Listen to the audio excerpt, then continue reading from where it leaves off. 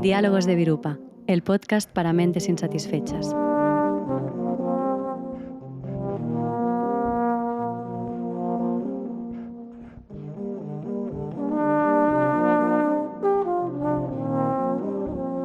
Reflexiones en torno al miedo y la esperanza.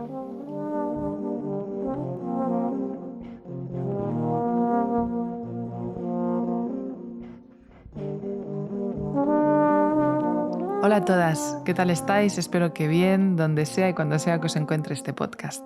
¿Qué tal, Lama? ¿Cómo estás? Ahí vamos, esperando el momento.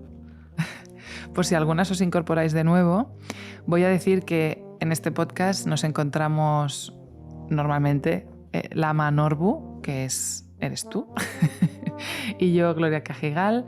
Lama Norbu es maestro residente de Casa Virupa, una comunidad budista no monástica en Llinars del Vallès, provincia de Barcelona.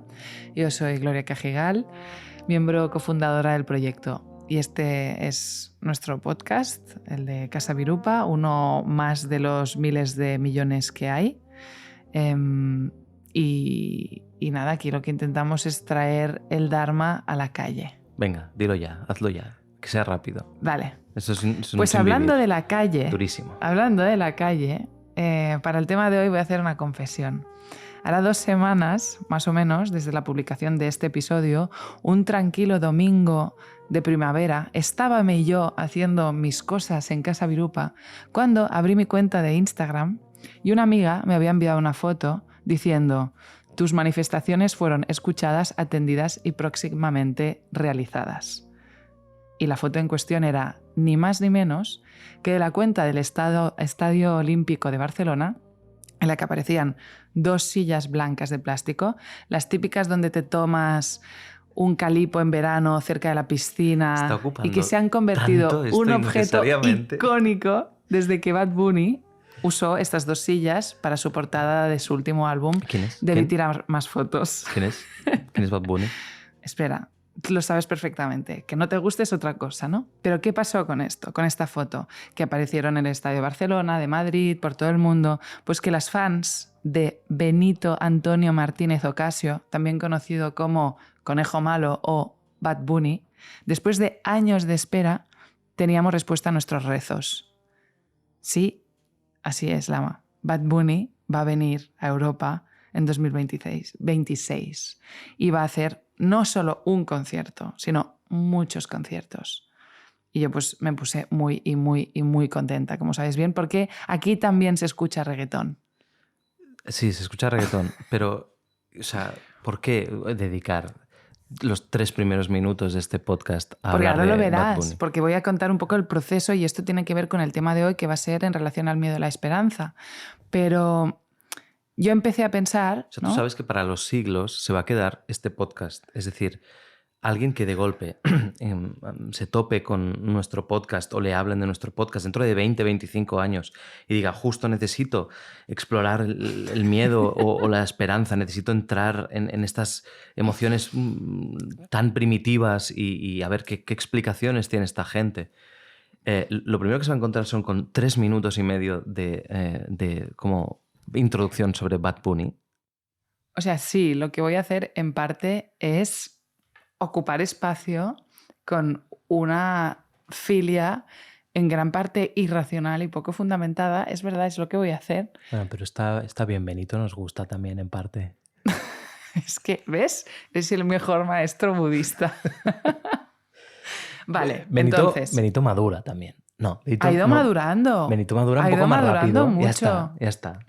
Pero entonces lo que pasó es que en cuanto salió este anuncio, yo pensé, vale, se va a desatar el caos, ¿no? Todo el mundo va a querer una entrada de este concierto. Y entonces empezó a desarrollarse en mí toda la maquinaria de la esperanza, que es básicamente la convicción, firme convicción, de que iba a conseguir las entradas de su concierto, cosa que me haría rotundamente feliz.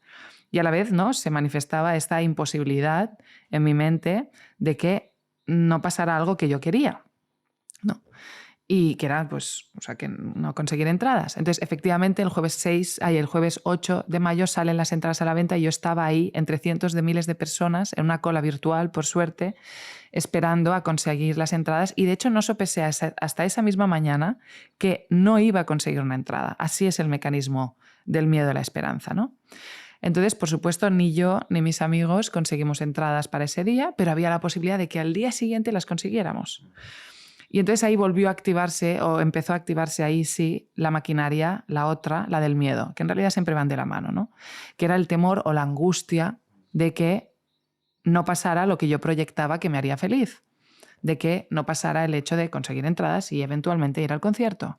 Por supuesto, el viernes tampoco obtuvimos las entradas, se agotaron todas, pero mira cómo es la mente lama, o esta mente, la mente de este ser ignorante, que yo seguía sosteniendo la posibilidad de que de alguna forma conseguiría lo que me haría feliz. Aguantando este principio de esperanza absurdo, sin sentido, solo porque en mi cabeza había forzado un hueco a la posibilidad de que pasara lo que yo quería que pasara, ¿no? Entonces, obviamente, llegó el sábado, llegó el domingo, llegó el lunes, la realidad se acabó imponiendo, contradiciendo todas mis esperanzas, por lo que tuve que empezar a elaborar un duelo y asumir que no iba a pasar lo que yo quería. Pero entonces, sorpresa, alguien me ofreció unas entradas de regalo. Y creo que eso ahí será una de las cosas que hablaremos. Creo que eso es complicado, porque al final se activó el mecanismo de esperanza y de miedo cuando al final asumí que no iba a pasar lo que yo quería que pasara y me rendía, bueno, pues es lo que hay. Al final sí que acabó pasando lo que yo quería que pasara. Y esto es lo que a veces en parte, y me gustará que luego cuando hablemos de esto más en detalle salga, ¿no? Esto es lo que en parte nos mantiene adictas a este mecanismo de miedo y esperanza, que es que a veces funciona lo que proyectamos, ¿no? Entonces, al grano, este ejemplo, ¿no?, del miedo y la esperanza en relación a unas entradas absolutamente irrelevantes en el transcurso de la historia de la humanidad y de mi vida probablemente, pero muestran aquello de lo que nos gustaría hablar hoy. En el budismo se habla del miedo y la esperanza no como dos opuestos, sino al fin y al cabo como la expresión de una misma confusión, ¿no? La dificultad para estar plenamente en lo que hay. El miedo surge cuando estamos rechazando lo que podría venir, ¿no?, y la esperanza cuando ansiamos que llegue algo distinto a lo que hay ahora. Entonces, en cualquiera de los casos, la mente se proyecta hacia el futuro, atrapada en la idea de que la salvación o la amenaza está fuera del momento presente. Entonces, tanto el miedo como la esperanza nos mantienen ligadas a la expectativa de que las cosas podrían ser distintas y entonces nos mantiene también ligadas a este movimiento constante en el que bascula nuestra mente entre la aversión y el deseo que va alimentando nuestro sufrimiento. Entonces nosotras como budistas tratamos de ver la raíz de este dinamismo que nos hace sufrir, que es la creencia profunda de que la felicidad depende de que el mundo se ajuste a nuestras expectativas, a nuestras preferencias, a nuestros planes. Y lo interesante aquí va a ser pues, ver cómo al hacer consciente esta dinámica, de este pivotar entre el miedo y la esperanza, pues al hacerlo consciente se desajusta un poco, ¿no?, o pierde cierto poder. Y ahí pues para nosotras empieza un cierto margen de libertad. Entonces, este va a ser el tema del que vamos a ocuparnos hoy, el miedo y la esperanza, a partir de esta anécdota que no te ha gustado nada. No. ¿Estás en desacuerdo? Estoy en profundo ¿Crees que desacuerdo. volvemos a empezar? Además, me polariza y hace que la audiencia se tenga que posicionar, evidentemente se va a posicionar, porque la audiencia es mainstream, y se va a posicionar contigo y va a decir, claro que sí, Gloria, nos encanta que te encante Bad Bunny es la hostia, no sé qué, es un referente, es un gran feminista, es una persona que representa. Bueno, pues me indigna esta posición que me haces tener. Ahora tendré que compensar durante todo el podcast diciendo cosas como mainstream y cool. Pero si yo te he visto perrear, que ahora parece como si fueras aquí un lama elitista y tal, y para nada. Pero una escoge con lo que perrea. Vale, pero entonces para empezar voy a leer un fragmento de, como sabéis, siempre empezamos con un texto, ya sea de literario o filosófico, acerca del tema que nos ocupa. Como siempre, cuando los temas que cogemos son tan amplios como este, a mí me cuesta un poco decir, vale, este texto en concreto habla de esto a la perfección, pero entonces, bueno, me he decantado por una propuesta en el ámbito de la filosofía, un fragmento del prólogo de El principio esperanza de Ernst Bloch, donde este filósofo pues, bueno, plantea la idea de la esperanza no como una emoción pasiva, sino como una fuerza activa, como algo que un principio, una categoría central en la condición humana y que lo contrapone a la resignación y el nihilismo. Pero es una esperanza que efectivamente está muy orientada hacia el futuro, ¿no? Sobre todo hacia lo que aún no es, pero podría llegar a ser. Entonces, bueno, vamos allá. Dice así: una vez alguien salió al ancho mundo para aprender qué era el miedo. En la época recién transcurrida se ha logrado esto con mayor facilidad y más inmediatamente. Este arte se ha dominado de modo terrible. Sin embargo, ha llegado el momento, si se prescinde de los autores del miedo, de que tengamos un sentimiento más acorde con nosotros. Se trata de aprender la esperanza. Su labor no cesa, está enamorada en el triunfo, no en el fracaso. La esperanza, situada sobre el miedo, no es pasiva como este, ni menos aún está encerrada en un anonadamiento. El afecto de la esperanza sale de sí, da amplitud a los hombres en lugar de angostarlos, nunca puede saber bastante de lo que les da intención hacia el interior y de lo que puede aliarse con ellos hacia el exterior. El trabajo de este afecto exige hombres que se entreguen activamente al proceso del devenir al que ellos mismos pertenecen. No soporta una vida de perro que solo se siente pasivamente arrojada en un ente incomprendido e incluso lastimosamente reconocido. Con qué abundancia se soñó en todo tiempo, se soñó con una vida mejor que fuera posible. La vida de todos los hombres se halla cruzada por sueños soñados despiertos. Una parte de ellos es simplemente una fuga banal, también enervante, también presa para impostores, pero otra parte incita, no permite conformarse con lo malo existente, es decir, no permite la renuncia. Esta otra parte tiene en su núcleo la esperanza y es transmisible. Puede ser extraída del desvaído soñar despierto y de su taimado abuso, es activable sin vislumbres engañosos. No hay hombre que viva sin soñar despierto, de lo que se trata es conocer cada vez más estos sueños a fin de mantenerlos así dirigidos a su diana eficazmente, certeramente. Que los sueños soñados despierto se hagan más intensos. En este fragmento creo que Bloch apunta algunas cosas en las que quizás sí que nos interesan de la esperanza, pero también apunta algunas cosas que no. Él habla de esto como un trabajo afectivo, imaginativo, práctico, donde nos comprometemos con el mundo de una manera activa, sabiendo que el ser humano no está acabado, que siempre está por hacerse. Entonces, hay algunas ideas aquí que creo que son interesantes y afines con la propuesta del budismo. Entonces, bueno, para empezar y para poder entender los términos, qué es lo que el budismo entiende por esperanza y qué es lo que el budismo entiende por miedo y por qué a veces las budistas decimos que queremos deshacernos de la esperanza y del miedo, que creo que decir lo último la gente lo puede entender, pero soltar la esperanza suena mal, suena que estamos haciendo una propuesta muy nihilista. Entonces, ¿qué puedes decir de esto? El miedo y la esperanza son como si fueran como nuestro objeto, como un hábito, ¿no? Como si pudiéramos relacionarnos con ellos de manera adictiva, como si los escogiéramos de alguna manera.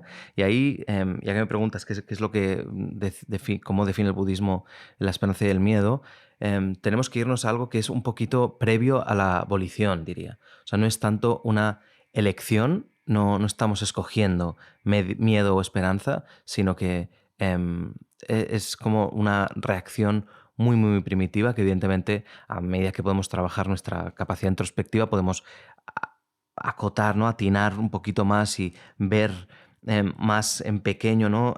Cómo funcionan estos mecanismos e incluso desmontarlos, pero normalmente nos va a costar siempre muchísimo más porque a veces poco los podemos relacionar con la abolición. Es una cosa que es casi diría hasta previa, ¿no? Lo que provoca la acción, no tanto. Entonces no hay dinámicas de adicción en relación a esto, es que es simplemente cómo nuestro sistema está acostumbrado a funcionar, pero no porque nos guste o nos disguste, ¿Me explico? Simplemente es porque funciona así. Entonces, aunque luego después de estar absurdamente esperando que te den entradas o como comprar entradas de Bad Bunny y que se activara la esperanza y el miedo, cuando luego te las dan, no es que se reafirma este binomio esperanza y miedo, son otras cosas que vienen después que están fundamentadas por la esperanza y el miedo, y creo que es importante también empezar discerniendo una cosa de la otra. La esperanza y el miedo es la forma más primitiva de lo que luego nosotros consideramos como las pasiones, digamos, las aflicciones, ¿no? Primitivas o primeras, que son el apego y la aversión. Es decir, primero hay esperanza y miedo, esto activa el sistema, ¿no? Es como casi es indistinguible de la propia confusión, esta esperanza y este miedo, y activa el sistema desde lo que luego nos genera dinámicas adictivas, como puede ser el apego y la aversión, que son ya movimientos propios de la identidad. Es decir, generamos identidad a través del apego y de la aversión, no tanto de la esperanza y el miedo. Todo el mundo está atravesado por la esperanza y el miedo por igual, por decirlo de alguna manera.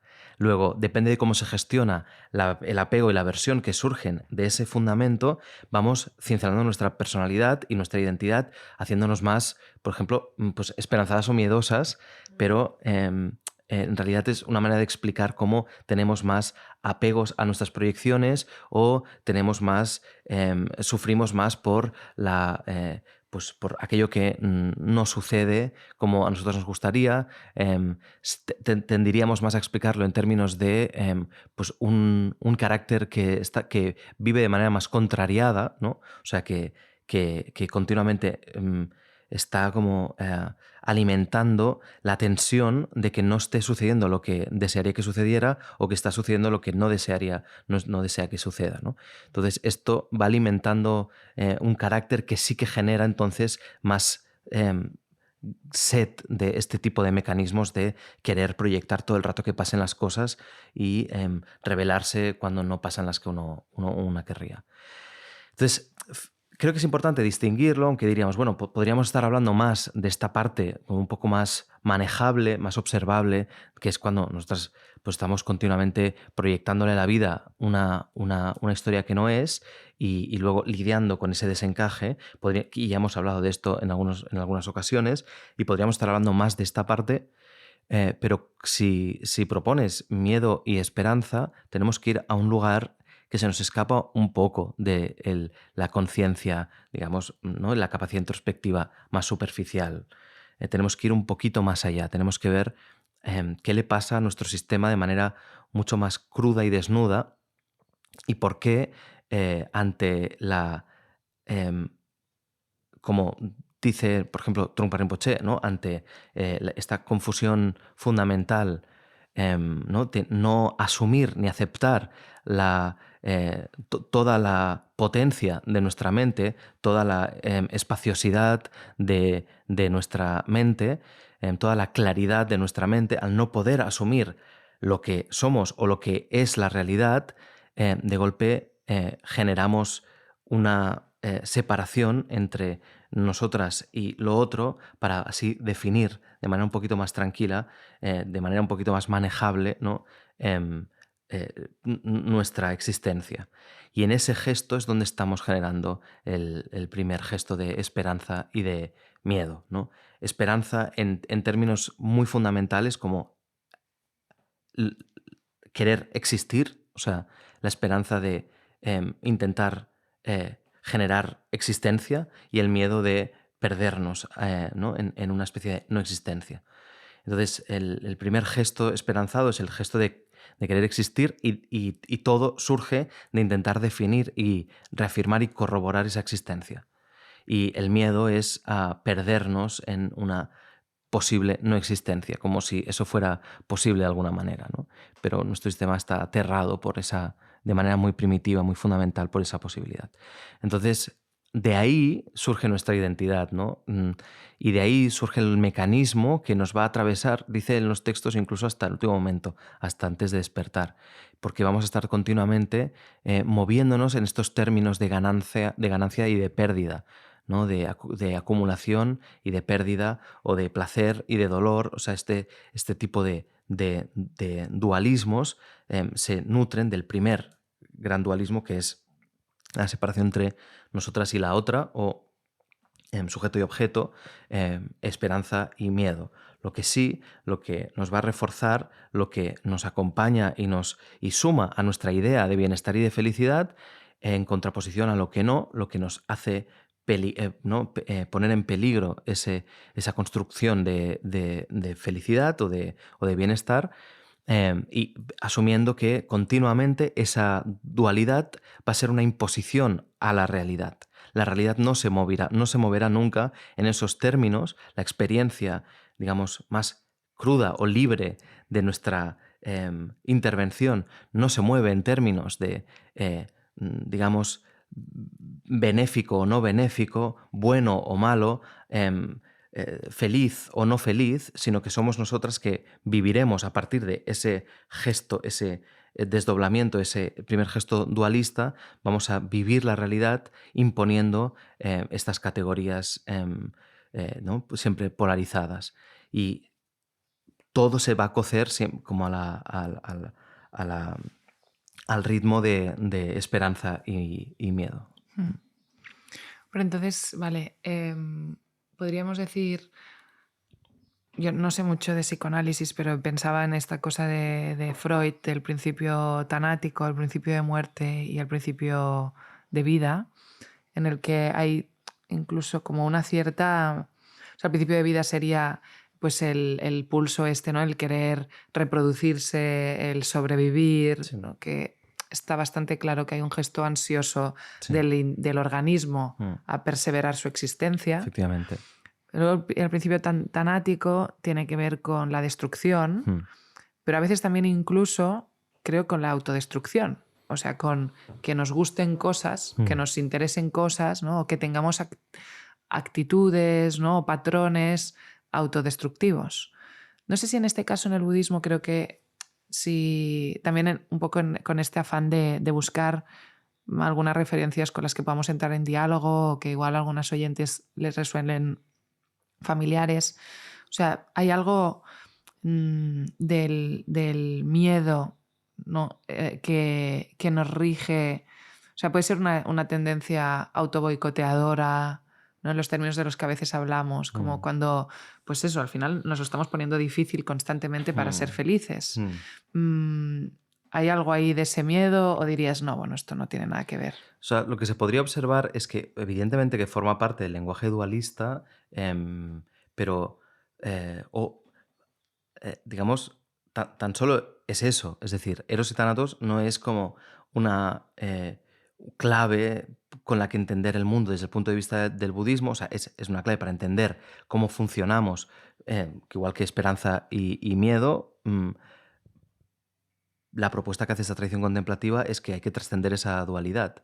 Es decir, el tema siempre va a ser la batalla o la tensión, ¿no? Con la que vamos a estar nutriéndonos, porque es como lo que, digamos, aviva la sensación de que estamos existiendo, ¿no? El contraste siempre entre, pues eso, como la pulsión de vida o erótica y la pulsión de muerte, ¿no? Y desde el punto de vista de esta tradición contemplativa vamos a estar continuamente dando vueltas ahí. Es como... y depende de la situación, del momento, de la época, ¿no? Ocupará más una, ocupará más la otra, pero siempre habrá como una batalla y un diálogo. Y la verdad o la liberación, por decirlo así, no pasará por conquistar, digamos, la pulsión de vida, porque la pulsión de vida va a tener siempre pulsión de muerte. Es otra manera de entender la propia experiencia, que desde esta tradición pasa por trascender la visión dualista. O sea, entender como mirar con distancia de entrada sería como una manera de de aproximarse a la práctica de la no dualidad, ¿no? Es ver de entrada con un poco de distancia que esto está funcionando así. Es decir, que hay este movimiento, esta tensión y que no nos representa completamente. Es decir, que nosotras podemos ser algo más que esa batalla dualista o que esa tensión dualista, ¿no? Cuando nos podemos poner en ese lugar, cuando podemos dar un cierto espacio alrededor de estas maneras como fundamentales y básicas de reaccionar o de tomarnos la vida, entonces estamos poco a poco conquistando algo que le interesa profundamente al budismo, que es un espacio, ¿no? Una manera de pensarnos mucho más interesante, que no se identifica continuamente con estos códigos forjados desde la esperanza y el miedo, ¿no? Sino que se permite, digamos, asumirse desde un paradigma que deja de ser autocentrado por un momento, porque todo esto se fundamenta en un paradigma autocentrado. Hay pulsión ¿no? Hay pulsión erótica o pulsión tanática porque hay un yo que está experimentando la vida en contraposición a la otredad, ¿no? Entonces, dice esta tradición, hay una alternativa a esto. Podemos experimentar la vida tal y como es, sin imponerle este tipo de pulsiones, o ¿no? Estas predominancias dualistas, y podemos experimentarla por lo que es pues esto, como una realidad interdependiente. Y esto es una alternativa trascendente a la dualidad. Cuando hablamos en esta tradición de trascender, hablamos en este sentido, ¿no? Es que tenemos que cortar con esta dinámica de bien, mal, yo y el otro, y tánatos, o cualquier de este tipo de combinaciones que juega a la tensión y al contraste. No porque alguien nos va a premiar si lo hacemos, sino porque la vida resulta que puede ser mucho más que ese juego, ¿no? O dicho de otra manera, que ese juego estrecha nuestra experiencia, la hace mucho más limitada de la que podría ser. Uh-huh.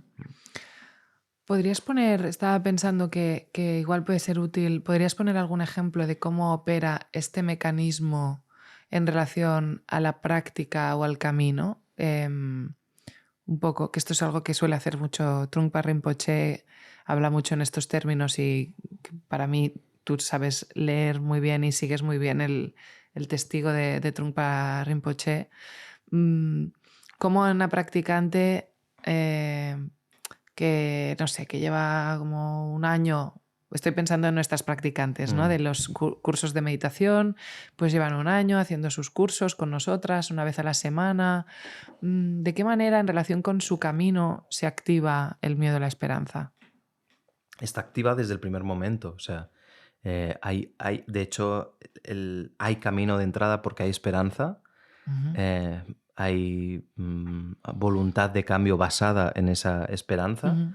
Y la motivación básicamente está, digamos, surge de esperar, ¿no? De querer estar mejor, de querer estar en otro lugar, de querer que la vida, de pensar que la vida puede ser mejor haciendo cosas diferentes o siendo diferente, ¿no? Por completo, Uh-huh. o parcialmente. Pero vaya, sí que ese es el mecanismo, está todo el rato.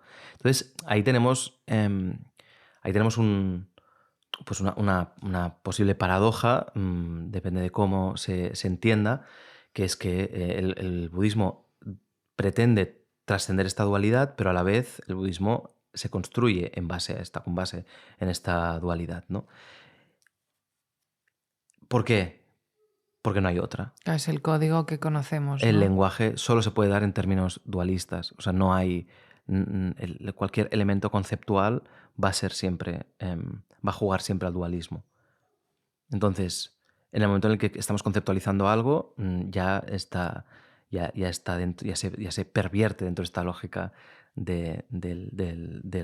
del sujeto-objeto, del verbo, que nos lanza a un lugar mejor o que nos hace huir de un lugar peor, ¿no? La acción, tal y como la entendemos conceptualmente, construye todo el rato esa realidad que luego se va perpetuando en términos de pues esto, apegos y aversiones, ¿no? y nuestra identidad se forja en esto. Entonces es imposible hablar otro código y que nos entendamos.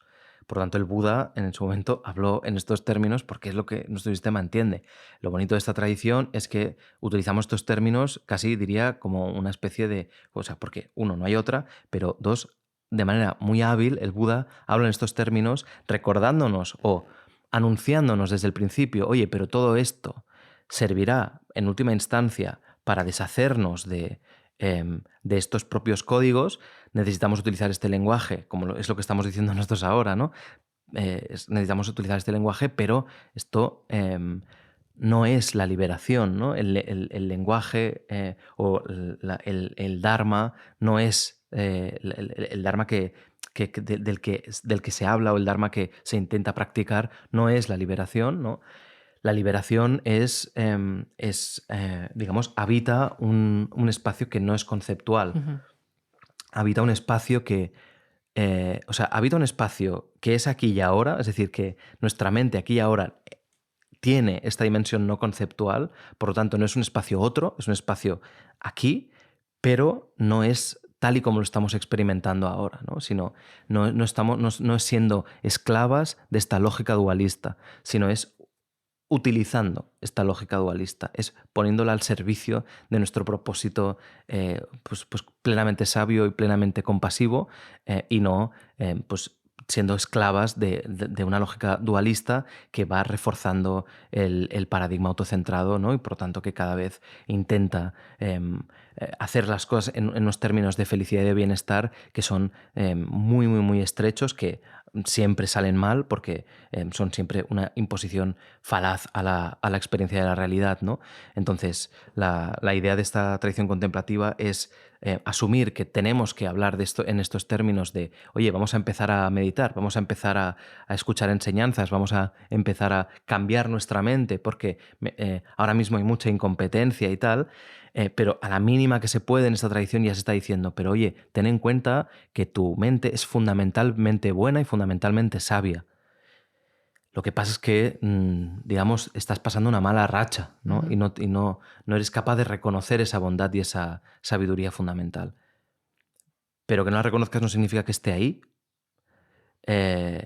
Y la manera de jugar a aprender a reconocer eso o a desprendernos de aquello que no nos permite reconocer pasa muy a menudo por utilizar estos recursos de éxito-fracaso, de proyectar que si medito más pues tendré más claridad mental, si voy a más enseñanzas tendré más reconocimiento como practicante, o sea, todo este tipo de recursos que son propios de la trampa identitaria y dualista son absolutamente necesarios.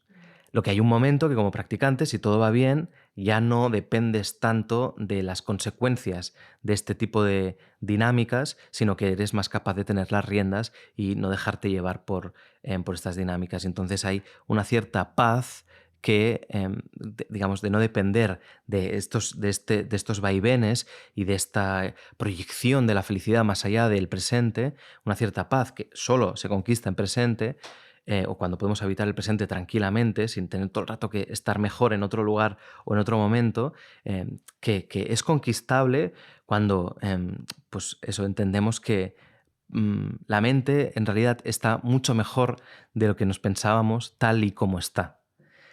Pero para poder descansar en eso hay que hacer previamente muchísima vuelta y seguir generando muchísimo ruido, ¿no?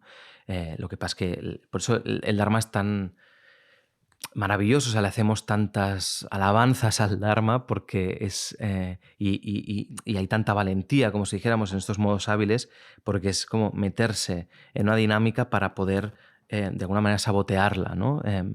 Y esto, pues muchos otros lenguajes espirituales o religiosos, incluso filosóficos, depende de cómo, acaban digamos, no haciendo el camino completo, ¿no? Acaban sacralizando la propia palabra, ¿no? Sacralizando el dedo que señala a la luna y olvidando que todo era como un modo hábil para acabar observando la luna, ¿no? El Dharma lo lleva hasta el final porque desde el principio lo recuerda. Al final la analogía por antonomasia que explica esto es la de recordar que el Dharma es una barca con la que tienes que cruzar al otro lado. Una vez has cruzado al otro lado, ¿no? No la tienes que cargar contigo, la tienes que abandonar o quemar, ¿no? Em, y esto es una declaración muy directa de intenciones, ¿no? El Dharma solamente es transitorio, ¿no? La propuesta de la práctica, en tanto que es conceptual, por tanto dualista y limitada, no nos va a servir siempre, nos va a servir para abrirnos a otro paradigma, pero a la hora de experimentar ese paradigma tendremos que deshacernos de todas estas categorías. Un poco en la línea de lo que comentabas antes sobre... o sea, hay algo de cultivar una cierta ecuanimidad para con las cosas que propone esta tradición para ir desajustando o... Sí, la fuerza que tiene esta polarización de la experiencia. Yo creo que Pema Chodron, como siempre, lo explica muy bien. Es una traducción del inglés, a ver qué tal, pero dice así, y además creo que puede ser útil especialmente para aquellas que estáis meditando o que os pueda interesar la meditación, porque dice... bueno, perdón, que esto también está relacionado con este miedo y esperanza. Al final es, pues eso, ¿no? Como que no estamos a gusto con la experiencia tal y como es. Entonces de ahí que haya esta insatisfacción base, esta inquietud base, y dice así Pema Chodron hablando precisamente de esto, ¿no? Dice, en la meditación descubrimos nuestra inquietud inherente. A veces nos levantamos y nos vamos, a veces nos quedamos sentados, pero nuestro cuerpo se agita y se retuerce y nuestra mente se aleja. Esto puede ser tan incómodo que nos parece imposible quedarnos ahí. Sin embargo, esta sensación puede enseñarnos no solo sobre nosotros mismos, sino sobre lo que es ser humano. Realmente no queremos quedarnos con la desnudez de nuestra experiencia presente. Estar presente va en contra de lo normal. Estos son los momentos en los que solo la dulzura y el sentido del humor pueden darnos la fuerza para sentarnos. Así que cuando nos alejamos, nos animamos suavemente a quedarnos y a sentarnos. ¿Nos sentimos inquietos? Quédate. ¿Están el miedo y la aversión fuera de control? Quédate. ¿Te duelen las rodillas y te duele la espalda? No te muevas. ¿Qué hay para comer? No te muevas. No puedo aguantar esto ni un minuto más. Quédate. Creo que es muy, muy claro y que muchas, si habéis intentado meditar o estáis meditando, os habréis reconocido en este mecanismo. Esto de nuevo, ¿no? Nuestras estudiantes nos lo suelen decir, como que están haciendo la práctica y sienten una especie de angustia que sale del pecho que las sacaría de ahí, ¿no? Como que las animaría a salir corriendo. Yo lo he vivido meditando, ¿no? Como que querrías salir expulsada del espacio que estás viviendo. Y aquí, claro, hay una propuesta que es radicalmente distinta a lo que nuestro mecanismo por inercia nos diría, ¿no? No sé si quieres desarrollarlo un poco. No, lo he explicado muy bien. O sea, la manera de poder entrever una alternativa a la dualidad o a este binomio esperanza-miedo es precisamente la ecuanimidad. O sea, es poniendo en jaque la impulsividad del sistema, ¿no? Porque es precisamente lo impulsivo que tiene este código de esperanza y miedo. Es precisamente a través de la ecuanimidad que podemos desbarajustar, ¿no? Sí, recalibrar esta manera de hacer, dando de golpe una alternativa, una posibilidad, que es la de no hacer, ¿no? Es a través de la abstinencia, ¿no? De la contención. Nuestro sistema jamás va a estar a gusto en la práctica de la contención de entrada, porque nuestro sistema está acostumbrado a la retribución inmediata y a que hagamos lo que pide y punto, ¿no? Y pues solo podemos conquistar una alternativa a estos impulsos ignorantes y a menudo egocéntricos de nuestro sistema si dejamos de, digamos, asumir lo que nos pide ciegamente, ¿no? Y empezamos a simplemente ya no cuestionarlo o juzgarlo, sino simplemente no hacer lo que nos pide, ¿no? Y esto, la meditación es la herramienta entre todas las herramientas. Estás y si lo haces bien, ¿no? Acabas disfrutando de ver todo el bombardeo del sistema pidiéndote que hagas cosas y la capacidad de seguir con una mente aquietada y con un cuerpo firme e inmóvil, ¿no? Cuando sabes que eso te hace ganar, digamos, metros de, ¿no? Como de distancia, ¿no? Y te hace generar ecuanimidad, es hasta placentero, acaba siendo hasta placentero, porque sabes que esa es como la gasolina que necesita tu sistema, ¿no? Para realmente poder liberarse. Es donde se entrena el no hacerte tanto caso y tener una visión más amplia y menos reactiva de la realidad y de tu propia mente. Estaba pensando, te voy a proponer como dos ideas y entonces tú me das como unas claves de qué es lo que cómo desde el Dharma se gestiona esto. Ante la esperanza de ser alguien, de ser mejor de lo que somos, de ser mejores, ¿qué dice el Dharma? ¿Qué herramientas, qué prácticas, qué dice el Dharma? Ante la esperanza de ser mejores, el Dharma dice... el Dharma dice depende, que es lo que siempre dice el Dharma para todo. Pero ¿desde dónde estamos hablando? ¿Quieres ser mejor porque asumes que estás siendo egocéntrica, estás generando sufrimiento para ti y para las demás? ¿Estás hablando de ese estrato de tu mente, de tu sistema y de la realidad? Porque el Dharma dice, evidentemente, puedes ser mejor y debes ser mejor. Tienes que responsabilizarte de tu incompetencia, el sufrimiento que estás causando y que estás causándote, y tienes que cambiar tu mente. Pero si lo estamos diciendo atendiendo a esta base fundamental de nuestra mente o una perspectiva, digamos, un poquito más desde lo que serían las tradiciones pues más elevadas del budismo tántrico, por ejemplo, ¿no? Diríamos una y otra vez, no, tu mente está bien como está. El problema de todo el ruido que tienes es precisamente porque no estás bien con tu propia realidad y porque la quieres cambiar continuamente.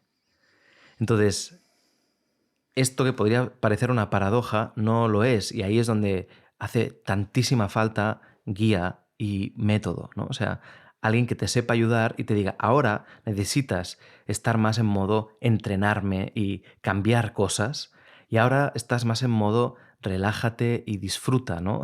de tu mente, aunque haya muchos elementos como que sean contraintuitivos de ese gesto, ¿no? Entonces, lo bonito del Dharma es saber compatibilizar estas dos perspectivas. La de sé que tengo que transformar mi mente y a la vez, esto es no tanto o sea, no para hacer esta explicación en concreto, pero es una explicación que tiene muchos paralelismos en el Dharma, pero para una similar, Khenpo Pema decía que tenemos que ser como un camaleón, ¿no? Que tiene esta capacidad de tener como un ojo mirando hacia como una cosa diferente, ¿no? Cada ojo mirando hacia una cosa diferente. Entonces tenemos que, por una parte, saber que en última instancia la mente y nuestra realidad está bien como está y que es precisamente el gesto de querer cambiarla, imponer otra cosa, es lo que nos está haciendo sufrir, y con el otro ojo estar atendiendo a nuestra realidad aflictiva, donde precisamente lo que tenemos que hacer es liberarnos como dejar de poner en marcha según qué dinámicas tóxicas para nuestra mente y cambiar ¿no?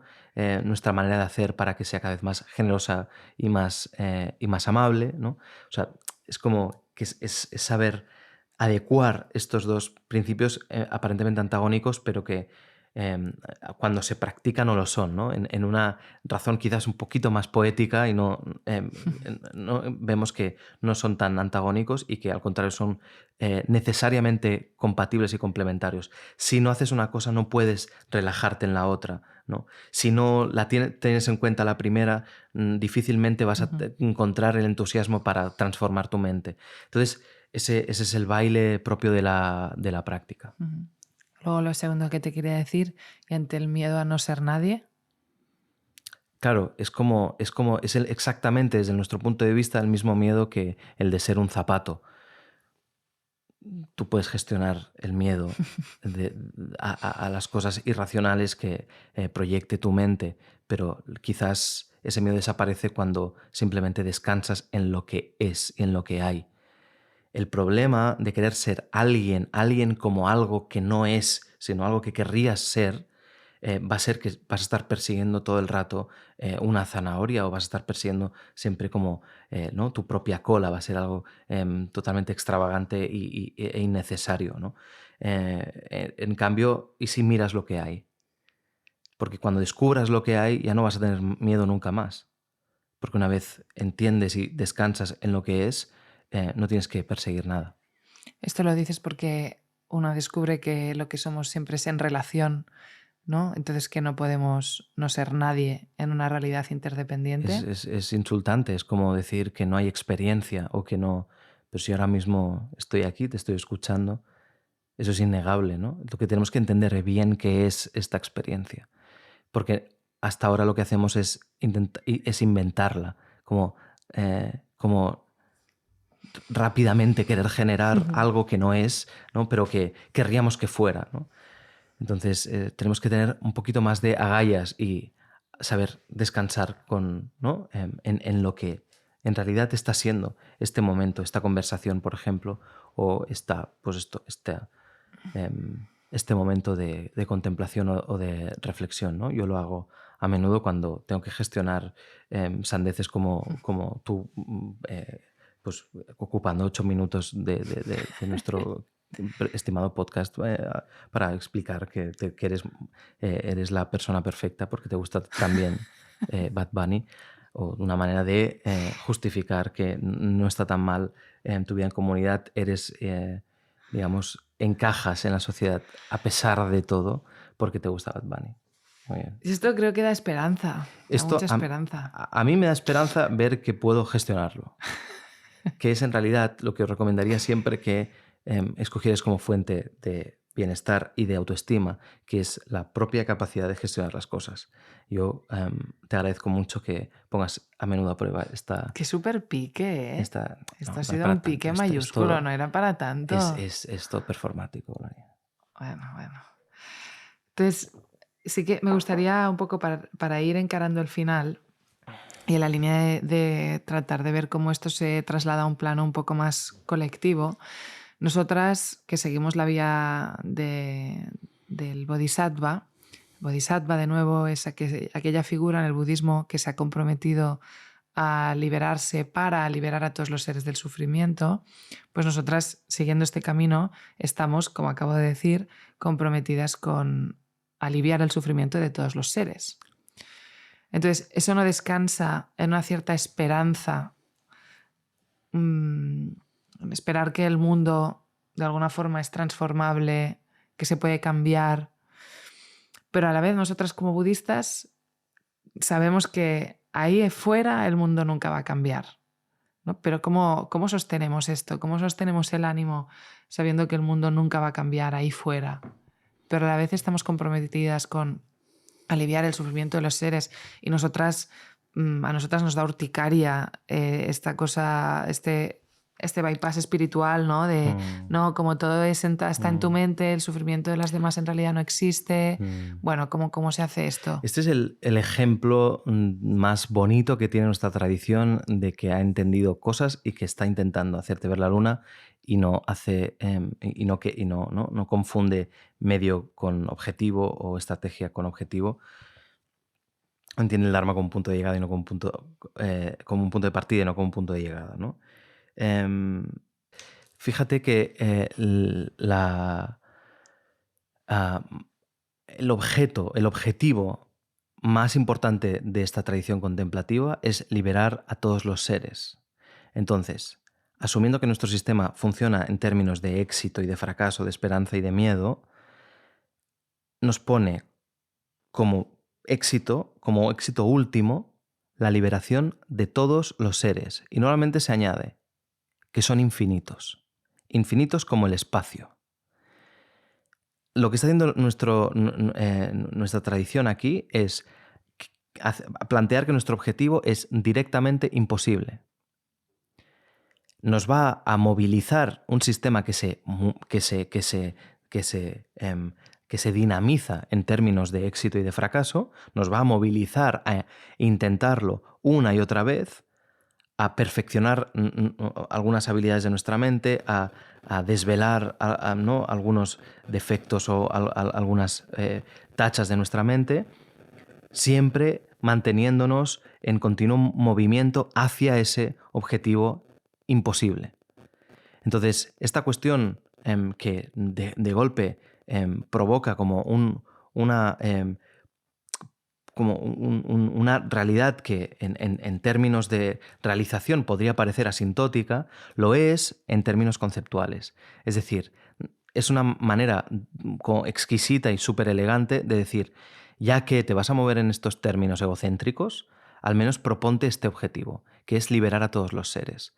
Mientras estés intentando trascender esta realidad conceptual, en lo relativo, en lo cotidiano, en tu realidad habitual, haz que tu único objetivo importante, trascendente, sea el de liberar a todos los seres.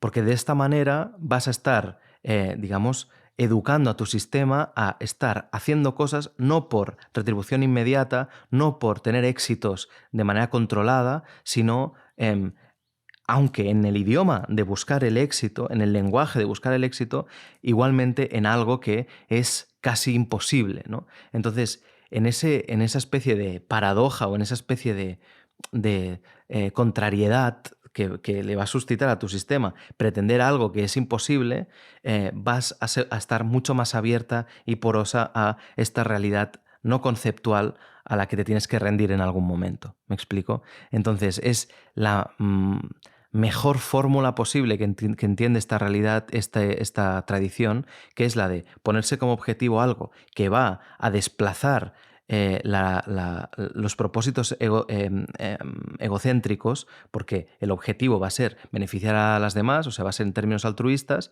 pero luego también va a hackear los códigos propios de la solidez de este sistema, que es lo espaciotemporal.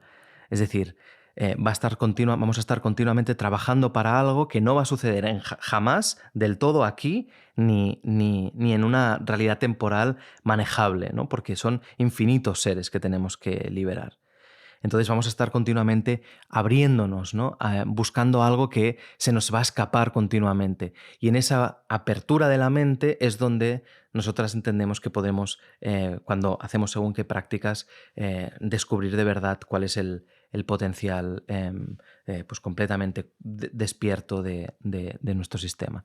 Entonces es la, digamos, trampa más bien diseñada para el lenguaje y la realidad relativa que podría haber desde el punto de vista, desde nuestro punto de vista, ¿no? Esto que hace el Mahayana, esto que hace el camino del Bodhisattva, es realmente como la mejor manera de vivir este código de esperanza y de miedo. Por eso para nosotras, de hecho, también tiene sentido seguir hablando y denunciando y movilizándonos por ejemplo, el genocidio en Gaza, ¿no? Totalmente. Y no solamente movilizándonos o diciendo, oye, no dejemos de hablar de esto, sino cuestionándonos que quizás no estamos hablando suficiente y no estamos haciendo suficiente. O sea, es el camino más exigente posible, porque sabes que nunca estás haciendo suficiente.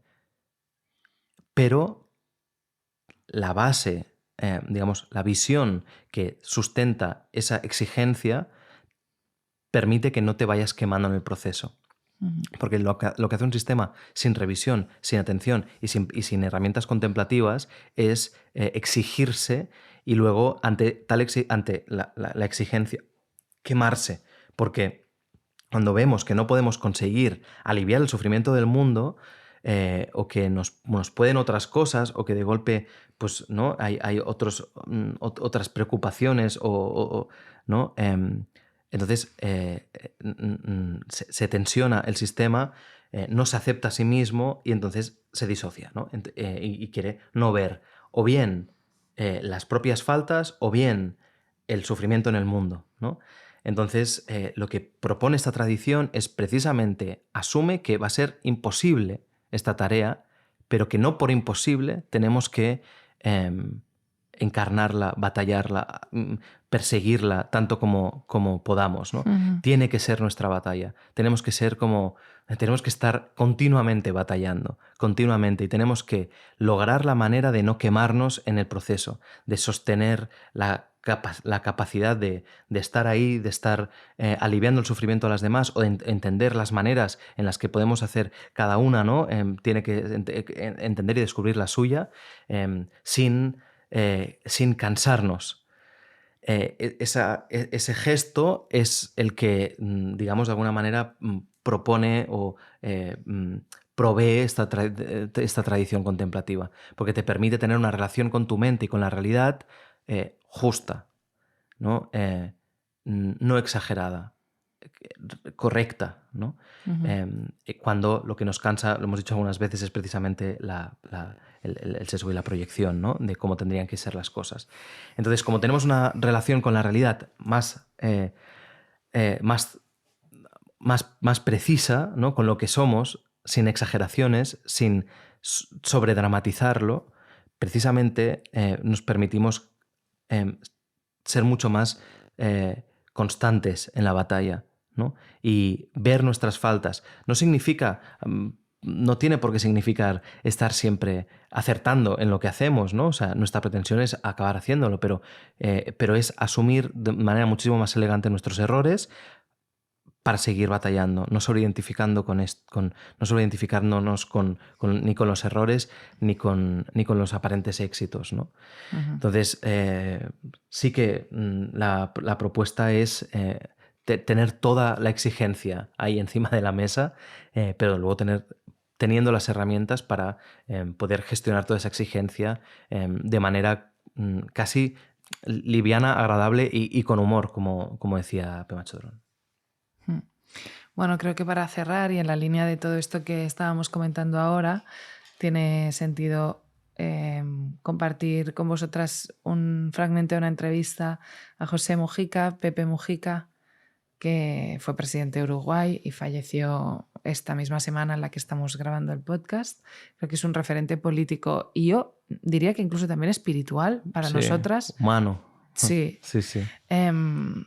Y que encapsula muy bien este sentido de seguir batallando por transformar el sufrimiento de los seres, sabiendo, ¿no? O asumiendo que hay algo, pues eso, inacabable en la tarea, ¿no? Pero por inacabable no tenemos que rendirnos, ¿no? Ni soltarlo. Sí. Y dice así: yo me dediqué a cambiar el mundo, no cambié un carajo,